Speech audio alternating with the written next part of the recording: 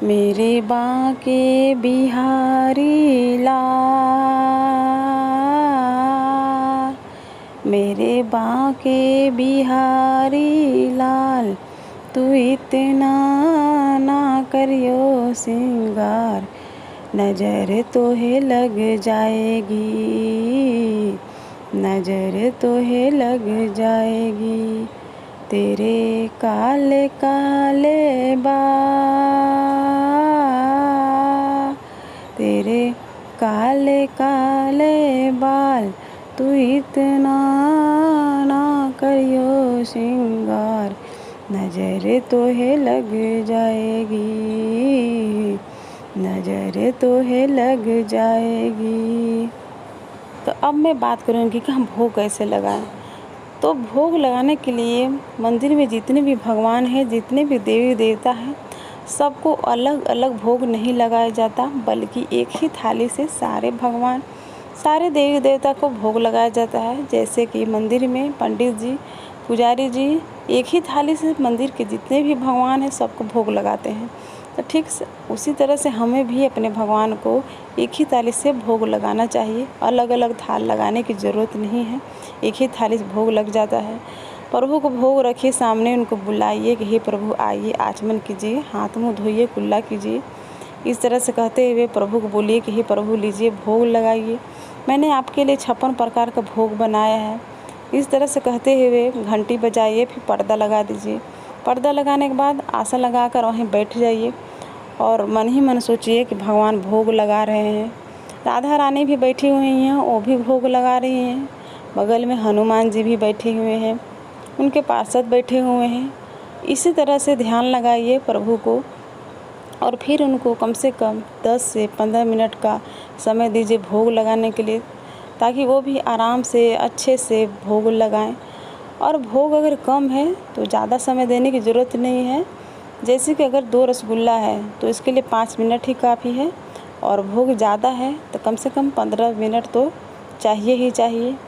और वैसे भी कृष्ण जी ने गीता में अर्जुन से कहा है कि भाव का भूखा हूँ मैं, भाव ही जगत का सार है, भाव से जो बजले मुझको उसका बेड़ा पार है। तो इस तरह से भगवान को भोग लगाया जाता है, क्योंकि भगवान तो भाव के ही भूखे होते हैं। अगर आपके पास कुछ भोग नहीं है तो आप मानसिक रूप से भोग लगा दीजिए या तुलसी दल रख दीजिए, ये उनका संपूर्ण भोग होता है। तो ये है भोग लगाने की संपूर्ण विधि। अब मैं बात करूँगी कि हम साधना कैसे करें। तो साधना 2 तरह से की जाती है, एक तो साधना बैठकर की जाती है और एक साधना चलते फिरते की जाती है।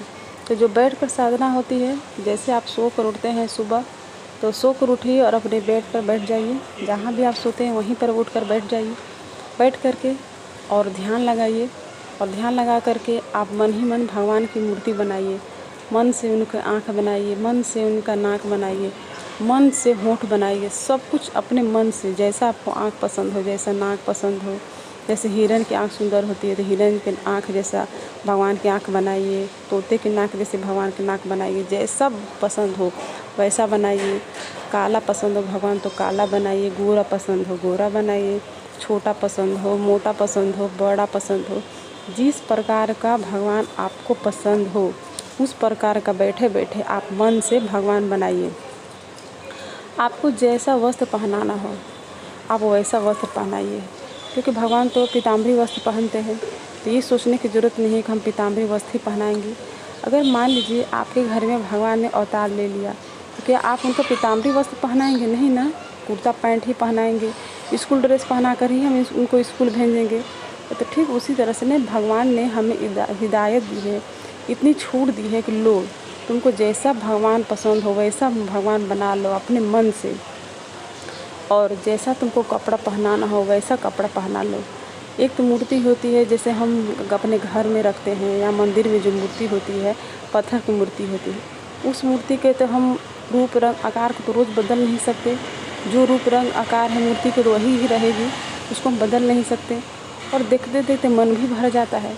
तो देखते देखते हमारा मन न भरे, हमेशा मन भगवान के प्रति प्रेम बढ़ता जाए, तो इसलिए भगवान ने हमें छूट दी है कि तुमको जैसा मन करे वैसा बना लो।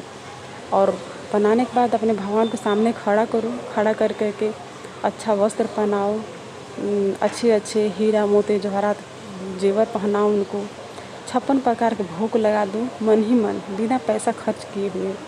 तो इस तरह से हो जाती है सरल साधना।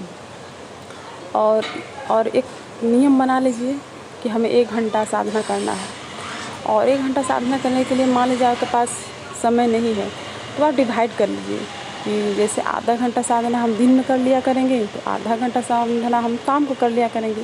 तो इस तरह से साधना 1 घंटा हो जाएगी आराम से, क्योंकि हम तो गृहस्थ लोग हैं, काम भी घर में बहुत होता है, तो हम अपने काम को भगवान के लिए थोड़ा सा समय निकाल कर अगर करना चाहे तो आराम से हो जाएगी। तो ये हो गई साधना, सरल साधना बैठ कर की जाती है इसे। एक होती है साधना चलते फिरते। मान लीजिए आप कहीं जा रहे हैं तो आप भगवान को तो हर जगह नहीं लेकर जा सकते। मान लीजिए आपको शॉपिंग जाना हो, तो ढेर सारा शॉपिंग करना हो, तो आप भगवान को ले जाएंगी, तो मान लीजिए आपके हाथ में बहुत सारा थैला हो, बैग हो, बहुत सारा सामान लेना हो, तो आप भगवान की मूर्ति को कैसे उठा कर ले जाएंगी? नहीं ले जा पाएंगी। तो इसीलिए आप क्या कीजिए, मन से भगवान को लेकर चलिए कि हे प्रभु चलिए मार्केट चलना है। मान लीजिए आपको मार्केट जाना है, हे प्रभु चलिए मार्केट जाना, आइए। अंदर से फीलिंग कीजिए कि हाँ प्रभु मेरे पास आ गए हैं।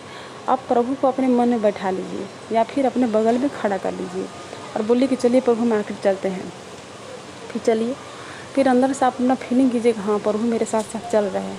फिर जाइए, मान लीजिए रास्ते में कुछ दुकान पड़ गई मिठाई की या कुछ भी चीज़ की, उनसे बात कीजिए, पूछिए प्रभु लीजिए खाइएगा, आपको भूख लगी है तो उनको भी खिलाइए। अंदर से महसूस होगा, और अब सच्चे दिल से करोगे तो सच में महसूस होगा। वैसे भी भगवान तो हर वक्त ही साथ रहते हैं, बस हमें महसूस करने की ज़रूरत होती है। तो आप इस तरह से भगवान को अपने साथ अपने मन से लेकर जाइए। जहाँ भी जाते हैं वहाँ उनको भगवान को लेकर जाइए। और मान लीजिए आप कहीं गई और बैठ गई, तो भगवान को भी वहाँ बगल में बैठाइए और उनको ध्यान रखते रहिए कि हाँ यहाँ भगवान बैठे हुए हैं। उनको पूछिए खाने के लिए, पीने के लिए, हर चीज़ आप जो खाते हैं पीते उनको भी पूछिए। और फीलिंग रखिए मन में कि हाँ यहाँ प्रभु को मैंने बैठाया है, यहाँ भगवान को मैंने बैठाया है, यहाँ भगवान बैठे हुए हैं। फिर आप जब उठकर जाने लगे तो उनको भी लेके चलिए प्रभु घर चलते हैं, उनको भी घर लेके जाइए। तो इस तरह से हो जाती है चलते फिरते साधना। मतलब कि हम जो भी काम कर रहे हैं प्रभु को लेकर के अपना हम हर कार्य कर रहे हैं, तो ये कहलाती है चलते फिरते साधना, जो बहुत ही आसान है, कोई भी कर सकता है। अब मैं बात करूँगी कि हम भगवान के प्रति प्रेम भाव कैसे बढ़ाएं। तो भगवान के प्रति प्रेम भाव बढ़ाने के लिए हमें उनके गुणों के बारे में, लीला के बारे में, उनकी शक्ति के बारे में जानना होगा कि भगवान कौन है। जैसे कि मान लीजिए आपके सामने एक टेबल पे अंगूठी पड़ी हुई है, आपने उस अंगूठी को लिया और देखा कि ये तो अंगूठी साधारण पत्थर की अंगूठी है, फिर आपने छोड़ दिया उसे। फिर पता चला जोहरी से आपने जांच करवाया तो पता चला कि ये तो अंगूठी हीरे की अंगूठी है। फिर आपने उस अंगूठी को कपड़े में लपेटा, लपेटने के बाद डब्बे में बंद किया। डब्बा में बंद करने के बाद उसे फिर अलमारी के लॉकर में बंद किया। अलमारी में लॉकर बंद करने के बाद फिर आपने बाहर से फिर अलमारी लगाया। क्यों ऐसा किया? क्योंकि वो आपको पता चल गया कि अंगूठी का महत्व क्या है। उसी तरह से जब हम भगवान के बारे में जान जाएंगे कि भगवान कौन है, उनकी शक्ति क्या है, गुण क्या है, तो हमें भी भगवान से उतना ही प्यार हो जाएगा। मान लीजिए एक लड़का और एक लड़की है, दोनों एक दूसरे से मिलते हैं, जुलते हैं, एक दूसरे के बारे में जानते हैं, तो उन्हें प्यार हो जाता है और अपने प्यार को पाने के लिए पूरी दुनिया से लड़ जाते हैं। जैसे एक प्रेमिका को अपने प्रेमी के बिना खाना पीना अच्छा नहीं लगता, उसी तरह से जब हमें भी भगवान से प्रेम हो जाएगा तो हमें भी उनके बिना खाना पीना अच्छा नहीं लगेगा। तो इस तरह से भगवान के प्रति प्रेम बढ़ाया जाता है। जब हम रोज़ सत्संग करेंगे, रोज़ उनके बारे में गुण को सुनेंगे, लीला के बारे में सुनेंगे, तो हमें भगवान से ऑटोमेटिक प्यार हो जाएगा। तो आई होप आपको वीडियो पसंद आया होगा। तो प्लीज़ इसे लाइक करना, शेयर करना और सब्सक्राइब करना बिल्कुल भी ना भूलना। फिर मिलूँगी एक नए वीडियो के साथ, तब तक के लिए हरे कृष्णा, राधे राधे।